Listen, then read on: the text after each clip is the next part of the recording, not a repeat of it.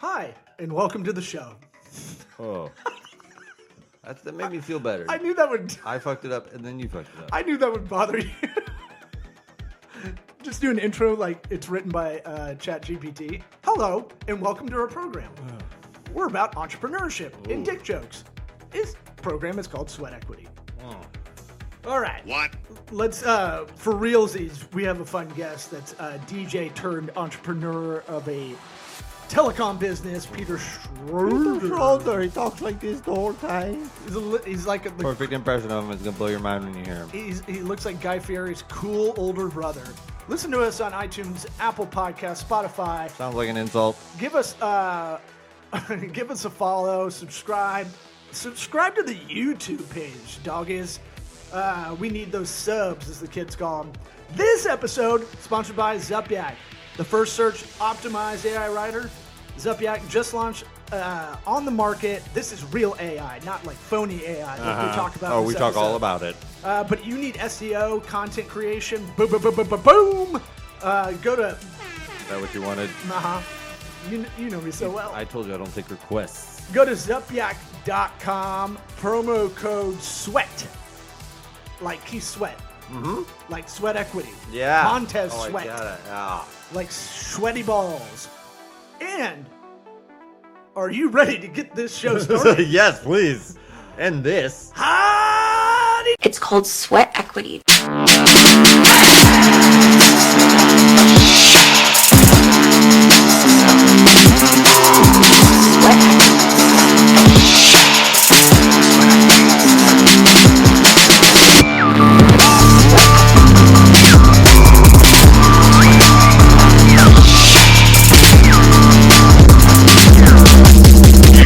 Listening to the Sweat Equity Podcast. Oh, wow. Oh, is this better? Yeah. Way better. I didn't Even see than ours. I didn't see the mic. Let me just turn it up a little bit. There we go. We're going. We go live on tape. Unless you need a minute. Yeah, I think I'm pretty much ready. Let me just see here. Hair looks good. Jealous. Good. Okay. Well, that's the most important. Then we're good. Yeah, I'm jealous. That's Actually, let me just full screen you guys so I can see you better. That's fine. There we go. I mean, you may not want to. Yeah. Yeah, I know. I take that back. So we let, this is very charitable of us. We let the guests do their own plugs at the top of the episode because I can't read out loud and I mess them all up. So, and I just don't want it. Go for it, Peter. Where can people find you? What are you about? Real quick. PeterSchroeder.com is my website. There's links to everything in there and social media and email and all that jazz. And my company, that's Telsio.com, TELZIO. That's it. And you're the rare creative that's entrepreneurial, like real entrepreneurial business-wise. Not like you're a Instagram model. Yeah. Kind of thing. But you have a real life business. Well, there's people that say they're entrepreneurs and it's like, you own a hair salon. That's not the same thing. I mean, technically, yes. That's a bad example. I mean, technically, yes. But I'm saying like. Go back to the Instagram. Yeah. idea. I basically affiliate market and get in-kind payments for whatever landed on my doorstep. Yeah. But you got a real business with, I think I always find it interesting, anybody who does those two worlds, because we kind of live that life a little bit. The professional, we have comedy in this show kind of outside of that. But we ask everybody when they come on the show for the first time, these two questions. Did you listen to the podcast before coming on the show? I actually did. Oh, okay. I listened to all of them. Okay, this is gonna go. This is gonna go well. We'll see. If you listen to all of them, he's here.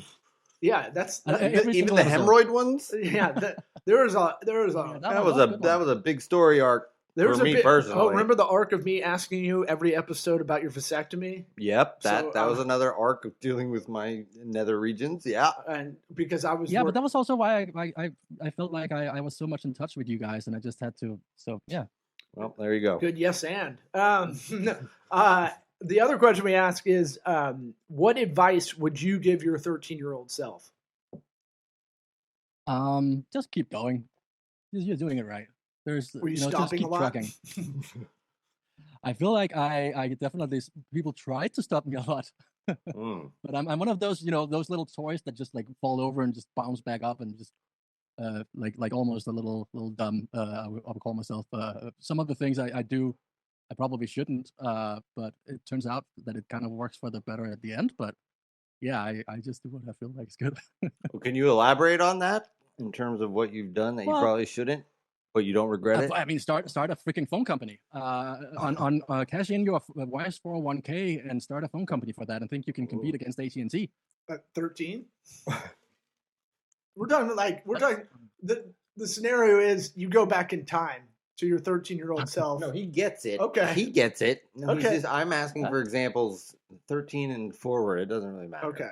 Well, the 401k threw me You off. will not be docked points for that. I look, his hair is so coiffed. I always You're mesmerized. You're guys- not paying attention. Guys with a little silver It's going CGI. on. Well, we're jealous. Mine's on its last hurrah. Yeah. I'm jealous of the technical expertise to I do pull that also off. spend a lot of time in the morning, like sitting it, like at least 15 seconds. Hey, bud, you didn't have to Okay, tell we us didn't that. need We to like hear the that. we like the smoke. That you are getting I dock know. points for I'm that. just doing it to make it feel bad. So where are you at right now? You're international. You're from Denmark, correct? Yeah. Are you But I'm in Los Angeles now. Los Angeles? Nice. Mhm. How's the homeless out there? Nice, fun, Tent City. Yeah. Is it crazy? I don't know. No, not really. I mean, I've been here for 10 years now, and all I do is go between my house and the office, and that's pretty much it. I just had twin babies 2 years ago, so that just doesn't allow for going out or anything like that anymore. Yeah. Twins, yikes. Yeah, you're in the quicksand years. You never got to play man to man. Yeah. Zone right from the start. It's a soccer reference. Yes. Yes. Yeah, it works. I get soccer. Yeah. Okay. I'm No. from Europe. It transcends many sports. Well, talk to us about being a DJ. How do you get into being a DJ? One that gets paid, I'm guessing. Right. And what are you doing back there? We don't know with your this whole hands? world. What are you? I have the hack question of do you just press the space bar and let it go? But that's kind of a hack opinion. I'm sure there's a lot more work to it. But no, that's pretty much it. But before you get but there, you got to right? push it at the right time. Well, I think it's all preparation, though, right? Before you go in there. No, you just press space. Okay. No, it's been a fucking good easy. interview. See ya. No, I would say I started. I found out I wanted to be a DJ when I was 9 years old and saw some dude at a school dance, playing music for kids, and I was like, that's so freaking cool that he can just make people jump around just by playing some songs. So I knew I was going to do that. So just started playing at my friends' birthday parties with 2 cassette tape players, and eventually really? I turned 18. I was allowed to come into a club and play there, and I got my first gig, and then slowly from there. Yeah, I was always thinking your origin had to be like the old school turntables where you got to go back and forth. I mean, every party has the designated DJ, Yeah. Not professionally. And that's usually how it starts, right? That designated DJs. Yeah. When it goes on and gets real jobs. Yeah. I never thought of it like that. So wait, are you doing when you're DJing behind the turntable, or do you have turntables? Do you when you're performing the work, what do you have to do? Is it really just push the space bar? Am I missing something? I see people doing stuff, moving the little thingies up and down and all that, but I don't know what's going on. Well, so I'm of the old generation, and I'm a DJ for the sake of DJing, not so much for being in the spotlight. Back then, when I started out, the DJ was one you put in the corner, and there was no light on him. It was just kind of hid away. If they could put him in the back room, they would do that. And I got into it because I just like the music and I like playing for people and giving them a good experience. But what you see today is much more the opposite. It's about seeing someone. It's an Instagram model, really. It's about who has the most followers. Those are the ones that get the gigs. That has changed a lot since. I haven't played a professional gig for 10 years now. I unofficially stopped when I started my company, but it has changed a lot. And back when the way I play is really more about just feeling the crowd and watching them and making sure that and improvising really and figuring I've never prepared a gig for in my life. It's all just like whatever I feel like in the moment. But the new kids are literally have like a playlist, like it is like just pressing space pretty much. Yeah, it's a lot of like light work, right? Like because you can't really do much behind on that pedestal. You better be dancing. Like they're like the old porn stores where they had the owner of the store used to be like way high up, to see everybody, and like, don't go in the beaded section. That's not for you. No, but you can definitely do a lot. I mean, if you're a real DJ, you're busy constantly. You're doing all kinds of little things, and I usually only play a minute and a half of each song. So there's a kind of tempo going on, especially when there's nothing prepared. What music are we talking? House? Is that do you even say house anymore? Danish house? Danish house? All kinds of things, really. I also produce music. That was just all over the place. But electronic music mainly. But it expands a little bit wider than that, I think. Hey, man. A little Chemical Brothers every now and again. Oh, yeah. Smack my bitch up. Yeah, it's good for running. Yeah. Oh, yeah. So you're a creative engineer, which is, and I've never heard that title, but it makes sense. It's one of those things where it's like, oh yeah, that definitely exists. Not like, I'm not saying like you're like, I'm the CEO of Happy Days, like how they do that. Some people have that on titles on LinkedIn and stuff. Creative engineer caught my eye in your bio. How do you get into starting there is a Portlandia episode about starting a phone company. Oh yeah. That is genius because they try to get all their friends. It's like you're number 2. You can never do this. Right. It's like the barrier to entry is crazy to get into communications just to have a company that can compete. How did you get into this? How did I get into this? I needed it myself, really. I had another project I was working on, and I needed like a support line for people to call, and there was nothing I could afford, and it was easy to set up and manage and all that. So I'm like, okay, I'll just code it myself, no problem. And while I was doing that, I had so much fun, and I just kind of, okay, now I have a little product here I can actually put online and see if someone signs up, and I posted about it. So it's really been just about like creating a product that's cool for people to use, and not so much about going out and competing. Because there's no way we could compete in the beginning, at least. And then as we kind of grow, we get a couple of customers in here and there, and then they ask for new features, and I built them, and then they attracted more bigger customers, and eventually Facebook and Samsung and Airbnb signed up, and it's really just about slowly the small steps and getting it that way. We've never spent $1 on advertising, for example. It's just been completely organic. Maybe I need to. So it's for the layman. What's the elevator pitch for? Excuse me if I mess this up because I can't read. Telezio. God, I'm so bad. God, I'm so stupid. Fucking idiot. I'm winning the podcast. Yeah, points wise. Yeah, we keep score behind the scenes. So it's for businesses that need. It's not VoIP, right? It's in the cloud. Yeah. It's VoIP. Okay. Yeah. What's the differentiator? Well, everything is VoIP today. Right. But if you have a small business out there, this is a great product for your phone. I might need to switch. I need to get rid of my business line to get something better. So I might be a customer pretty soon. Yeah, definitely. But, I mean, it is really just any business that needs to talk to their customers in some kind of way. That's the elevator pitch. You kind of skipped over the one part where you're like, I just coded it myself, no big deal. Like it was like, like crocheting. Like one night, just like, yeah, I needed a sweater, no big deal.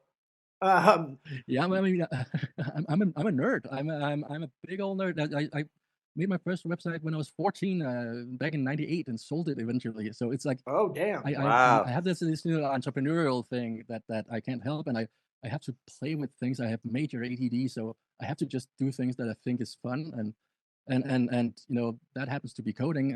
It started that really early on. I've always done that. Even when I made music, I was making my own plugins for the programs I made the music in. So it's not really that different for me for being in the music industry and making music to coding a phone company or a phone service or platform.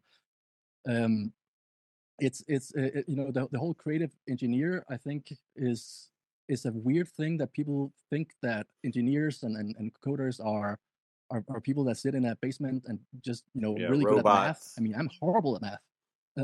But you're good at the best logic. engineers I've ever. Logic. But the That's best math. engineers I know, you could say that. Math is everything. But I would say, if we get high enough, I'll I know. What are you expand. talking about, man? We're all math. Yeah. I would say the best engineers I know are all really, really creative people. You have to be super creative to make something new, rather than just following the book and being told what to code. Well, I heard something that kind of it changed my perception of the word creative, because creative always gets lumped into like you're artsy, you're or you create something out of nothing. So that it's more of that, what you but a lot in the business world, when they say creative, they don't say it. It's almost like a disparaging at a certain point. Right. The higher you go, they're like, Oh, he's not coming to the meeting. we'll He's a just get those creative. hacky they sackers, to figure it out.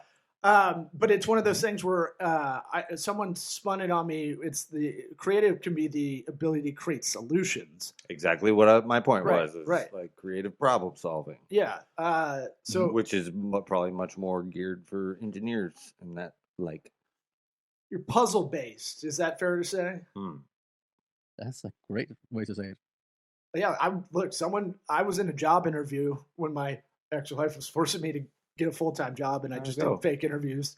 I was just like, yeah, I'll do this if you shut up for like 3 weeks. Because I had my own company, and I was like, if you just get out of the way, everything will be a lot better. All right, stay on track.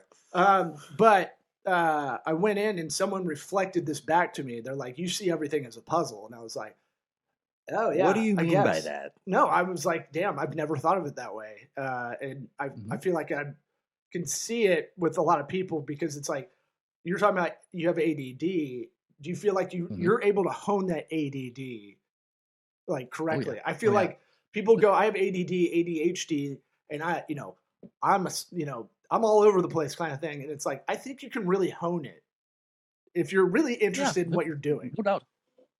That's the thing. It's a superpower to me.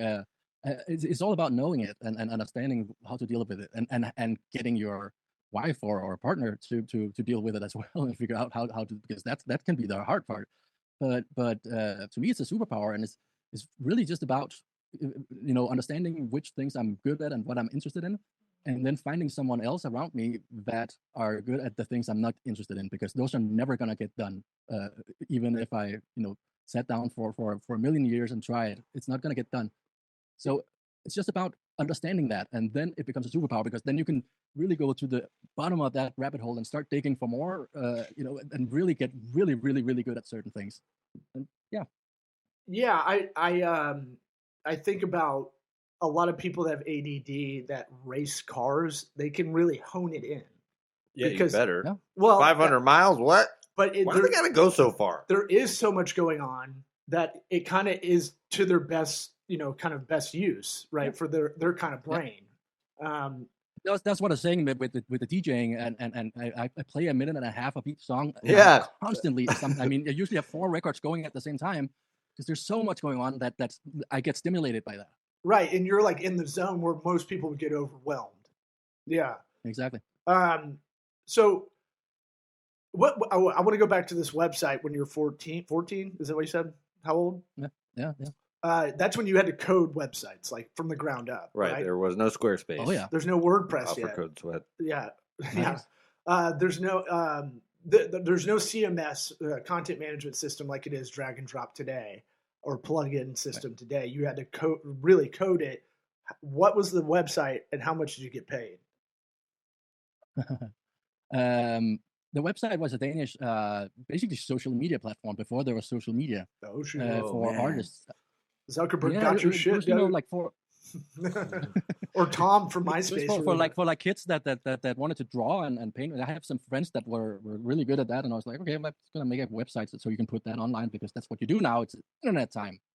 And then I want to get that sound up. And eventually I sold it to How much though? Or is it don't going to be remember. It was a in lot Danish compared marks and to we when won't you're know? 18 and just moved from home.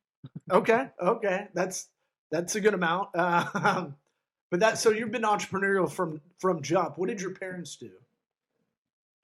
My mom was an engineer and my dad was a drummer. Well, there you go. That was easy. Yeah. We figured it out. Survey says. Yeah. So back to your company, you've had it for 10 years, right? Massive competition in this sector, I would say. Talk to us about kind of scaling up. How does I talk to a lot of small, medium business owners or executives, and I kind of get ahead of this. I try to talk to them about their work-life balance because a lot of them are just overwhelmed, and the reason I'm there is because they're trying to grow, but they got too many things going on. What advice would you have anybody listening out there about scaling? I know you just kind of Can you give me some advice? Huh? Well, yeah, it might some still be advice on just that. him That in the sounds great. company. We didn't really. Well, get you to did that. just say you still have to scale, but I'm saying like you said something earlier. You know what you're not good at, and we say on this show a lot. Yeah. Know what you don't know, right? And then the action of that is find the people to delegate those things to. How can you talk to us about that kind of stuff? Like, how do you deal with that with twins? So, Oh yeah. And twins. That's the Coolers like well, commercial. so the interesting thing is, like I got it. I touched on earlier. Sorry. Sorry. The interesting thing is like you touched on earlier. Like we never spent money on advertising. We just kind of grew very organically. We found out early on that we couldn't raise money. One thing was I had just started dating my wife back then, and we started a company together. So hey, who's going to invest in that? And Ladies the other thing be is, shopping. we're going into a market no one will, basically touch because it's just dominated by these big players. So we had to figure out what do we do next? Well, we can buy ads. No, we can't because those are $700 per click on Google in our space. So the math adds up. You can go out and buy a customer that way if you pay enough because they stay around for so and so long and so on. But we didn't have that money up front either. So we had to just get really, really good at SEO. And I went to the bottom of that rabbit hole and slowly over the years got, first place on Google for certain keywords that our competitors are buying, like paying a lot of money for. And that's how we've been able to kind of grow. And that's just been a really slow moving thing. And it's kind of like a train that slowly gets up to speed. But we're kind of starting to see that well, not starting to. We have been seeing that for a while now. But for the first many years, I mean, I did customer service and tech support for the first 2-3 years, and before we could even hire the first employee. Oof. So you're all in. You said you gave up DJing. This was the all in thing. All in. I'm always all in. I never do anything half. And that also backfires. Sometimes I've been evicted twice when I was in my early 20s, and like I don't do anything half. It has to be full, and it has to be extreme. Otherwise, it's not fun for me. You didn't get half evicted. Come on, man. I don't know. Can you? Can you keep some of my stuff in there, and I'll just sleep outside? You'd be here on Mondays and Tuesdays. Well, how would you do it? Chop them in half? One part of the bio sheet we got talked about. One thing that really stuck out was gratitude. It said you're a big proponent of that. You're big on kind of putting that out there. Can you talk to us about gratitude in the kind of business world? I think it's a very underrated thing, and it doesn't take a lot of effort. Yeah, no, I totally. So the way I kind of put it is I'm very much into solidarity and making sure that people kind of have the same the same playing field and being able to compete from the beginning. That kind of comes from what I was what I experienced when I started this company. It was like, well, we have no money. We are playing against these big guys. So for me, this whole thing, for example, you have what they call the enterprise plans with a lot of SaaS products out there, and that's only the big guys can pay for, and then you get these features that make them able to compete. Like that's just backwards. It should be the small guys that get those features, and the big guys have to fight for them, or something like that. So for me, it's like I'm trying to just make things kind of even, and then make sure that everyone kind of has the same cards dealt from the beginning, and then we can play from there. I'm all about business and being able to compete and all that, and doing well for yourself. But you have to kind of have the same cards from the beginning, so we have equal, rights or whatever you want to call it. That's interesting. I never thought about it in a SaaS, software as a product or software as a service. For those out there who don't know the acronym, I wasn't even thinking that was an option when we were talking about gratitude. As like you see gratitude in the product. I was thinking almost intrapersonal kind of relationships or vendor relationships kind of thing. Well, this way it's outward. Mm-hmm. No, it's this way I've is never even heard better. that. I think. No, it's interesting. You know? It's like I didn't even. I think of that with some products maybe, but not with SaaS or an app or software, whatever you want to call it. That's interesting. By features, yeah, and it's one of those things that you see a lot, and luckily, I think there's a lot of more companies now that have started introducing just pay for the service and you have all the features. That's what we did when we started out 10 years ago. And in the beginning, we had to really explain it to everyone. And like, why is it better that I pay per minute and per text rather than an all-you-can-eat thing? Well, now people kind of start to understand why that's better, and we don't really have to explain it so much anymore. There's more and more companies that kind of introduce this model, and I think it's amazing. Yeah. You got anything? Well, I could see that. I mean, I could see that, like, people don't like to have different bills every day. They like to be able to budget things and know exactly what it's going to be. That is crazy, though. How does that work? You couldn't have just an even lower level, like, that would offer everything, that would still be, that somehow the math would work out that it's cheaper per text or call? Or did you do the math on that where it's like, that's not worth it? Yeah, I feel like the phone companies have been really, really good at explaining over the years why you should have this all-you-can-eat plan or this unlimited calling plan, which is way more expensive than if you just paid for the actual calls you make by far. So what we did was we just went in and say, okay, you pay for the minutes, and then you can create all the users, you have all the features, all of that stuff. Because for us, the more users you add to the plan, the more you'll be calling. And the more features we add to give you, the more you'll be using our platform and the more money we make. So it just makes sense for us to do that. It's not like it's a bad business for us, but it is cheaper for the end users at the end of the day. Not by a lot, but to a point where it is definitely, like, you can see that it's cheaper. Yeah, y'all's pricing model is interesting from the outside kind of looking in. It's on your website, it's pricing for businesses of all sizes and only pay for what you use, no user fees or startup costs. Yeah. And then you only have two options, really. You got small business and you got enterprise. And most people would do the psychological game of like, let's get three columns. We want them to get that middle one, or let's get 5 and hope they get that third or fourth one. And it's really kind of a shell game almost. Right. They do the thing where it's like they list all the things. Right. And there's 5 columns. The first, they're all the same up until here, and then you have to keep scrolling to see all the other stuff at the bottom. And your pricing is $50, not $49.99. Yeah, sure. I mean, you're not playing any of the psychological games on there. It's refreshing. We're not. Well, so actually, I would say the reason why we have enterprise on there in the first place is really not because enterprise is our target customer. It's not at all.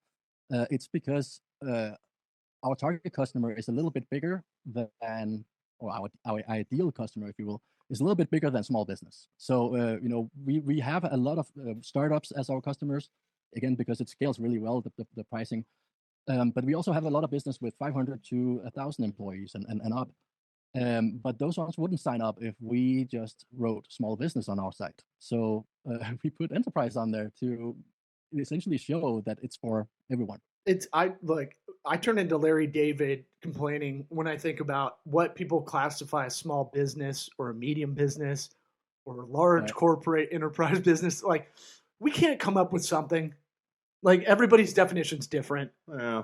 Look, fucking Amex does Small Business Saturday, and it shows like a barista coffee shop in Portland, and you're like, do what you love. That's a local business. That's I wouldn't classify that as a small business, but technically it is a small business. So you got us on the marketing there. Small business is a very encompassing term. Right.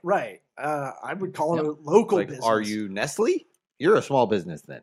Are you? Yeah. Are you conglomerate that controls our food? Yes. Hey, thanks for explaining the joke. Yeah. I was trying to yes and you. It was pretty weak. I just thought I'd echo it.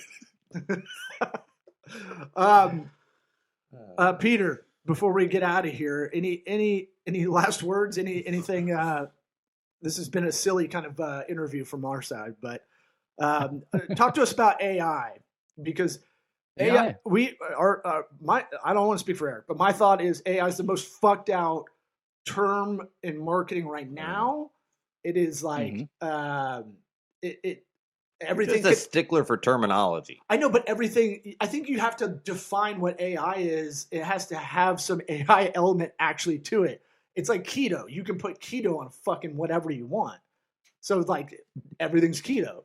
Well, I think it's spot on what you're saying. It has to be called something, and AI is a good term. He know he's from that Denmark. we have to have. He's in LA, bruh. Doesn't matter. Anyway, Wait. Sorry to interrupt. Say that again. Apologize. I was to say, like, you have to call it something, and I think AI is just a very easily to understand term for people that are not necessarily into computers or in AI and stuff like that. So we can't call it ChatGPT or even say those things out. The whole thing, like we have to call it something. And now this is just a label that kind of was slapped on there by the media, I guess. And now we have to live with that. So when real AI comes around, there will be another word for that. Yeah, I think it has to be defined as like it learns upon itself, like it learns on its own from experience or whatever you want to call it, from use case. But it doesn't really. I mean, that's machine learning, and we've done that for years. Right. It's not like synthetic intelligence. Right. You don't just stick it in a white room and it's like, oh, you'll figure it out. No, you got to feed it something. Yeah, it has to have prompts. Yeah. But it has to have input from someone, right? But over time, I mean that's the. But machine learning doesn't sound cool. Is amazing. What we have now is we got some new tools that we haven't had before that are all of a sudden available for everyone, and we're seeing all these different applications being built on top of it. I mean, we're doing that ourselves. We've been waiting for this to happen for I don't know. I think we registered AIattendant.com back in 2017. We knew it was like gonna happen eventually. Kind of just been waiting for the technology to be ready. And now it is, and we see all these companies building new stuff on top of these engines that are being released by different companies, and they're just getting smarter and smarter, like day by day almost, right? So I think it's fun. There's a lot of stuff that's going to happen over the next year. I mean, Joe Biden called me, dude. Yeah, I tell you that Joe Biden called me. I did not vote, Mr. President. Hey, I did not vote. Hey, Eric. It was really cool. Hey, let me talk back. I want to touch the back of your head. Was the Biden? Yeah. Okay. Hey man, I never tried it. I know. I feel like there is a lot of cool stuff for sure. Don't get me wrong. Mm-hmm. I just feel like it's one of those things where you got a lot of hucksters coming in as quick as possible. Yep. I'm on a lot of newsletters for these AI apps because I just want to see what's coming out. If there's anything that helps me, like those newsletters, like there's an AI for that. Or drink the robot juice is another one. Ew. Yeah.